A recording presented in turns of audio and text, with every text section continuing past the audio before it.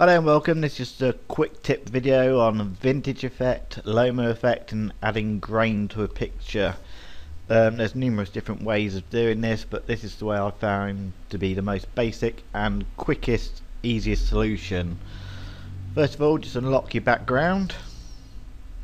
Just double click it, click OK. Then press Ctrl and J just to duplicate it. You'll need that for further reference and in case you make a mistake. Right, first off, all you need to do is click the top layer, click an adjustment layer and put a curves in. With the curves you want to select the red channel and just bring the reds down a bit to however you like it. I mean, to me that's pretty much the good vintage effect just there, but we'll take it a step further.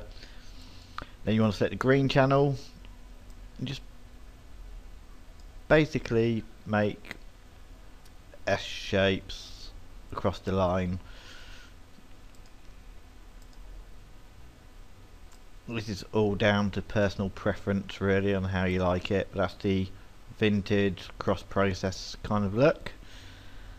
Then you just apply that, that's fine. Then click the layer again, create a new layer above it and just use the paint bucket tool and fill in black. Apply a layer mask, choose a brush that is off. Oh, I've already got a soft brush on. Put it on and then adjust the brush size to just so you get the edges, and just press once.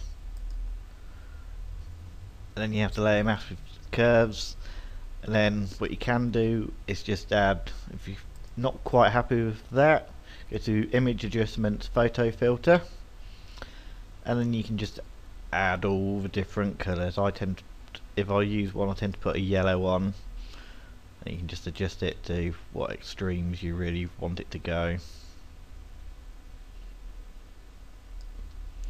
And that's basically how I do a vintage effect. I mean, obviously it's down to personal preference.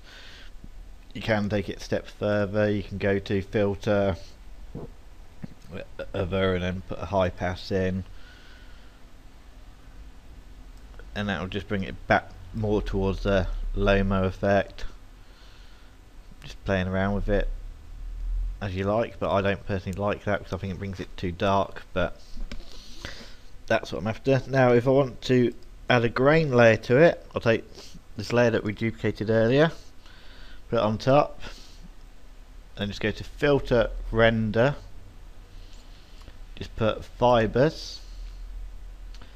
I tend to max it out, but this is all down to personal preference.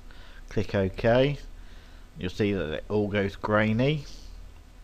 All you need to do is just bring the fill level down, so you just basically keep it in the background.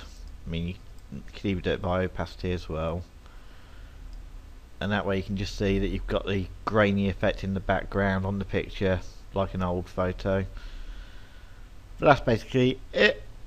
Then you can just flatten the image, and then you can just also do the image adjustments, play around with brightness, maybe bring it up a bit, because vintage ones tend to be a bit more washed out.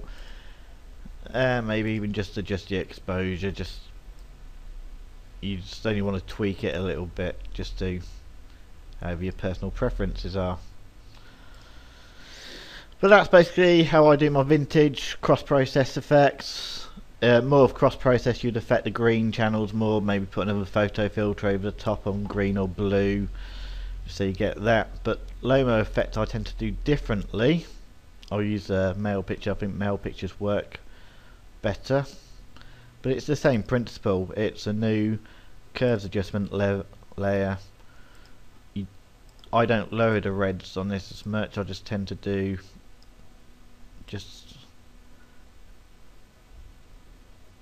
S shapes on it, and you go to the green channel, you do the same.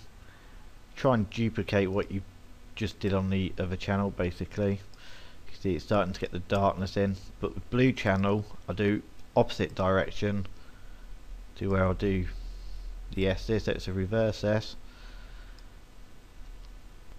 um, taking it a bit extreme there, but then you can also do the same effect where you just apply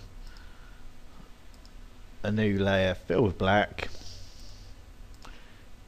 by a layer mask gain using your brush, and just literally make it so it's about the size you want. And that's how I basically achieve the Lomo effect.